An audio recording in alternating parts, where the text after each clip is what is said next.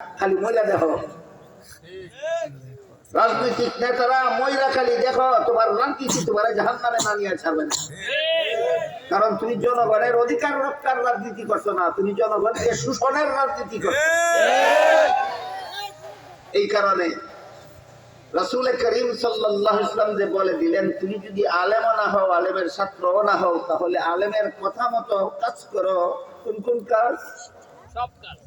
সব ধর্মের কাজ করবো আলেমের কথা মতো সহি শুদ্ধ হওয়ার জন্য, আর সংসারের কাজ করবো আলেমের কথা মতো হালাল হালাল হওয়ার।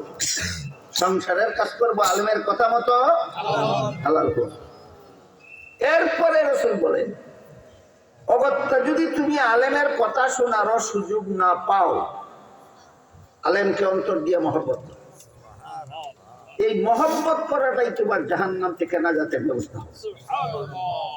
এই চারটা ব্যবস্থা বলে দিয়ে আল্লাহ রাসূল বলেন, 5 নম্বর কোন পথ তোমাদের জাহান্নাম থেকে বাঁচার মতো নাই। হয়তো আলেম হও, এটা হলো জাহান্নাম থেকে বাঁচার 1 নম্বর পথ, না হয় আলেমের ছাত্র হও, এটা হলো জাহান্নাম থেকে বাঁচার 2 নম্বর পথ, আর না হয় আলেমের কথা মতো জীবন যাপন করো, এটা হলো জাহান্নাম থেকে বাঁচার 3 নম্বর পথ। এই সুযোগও যদি না পাও, আলেমকে মহব্বত করো, যে 4 নম্বর পথ।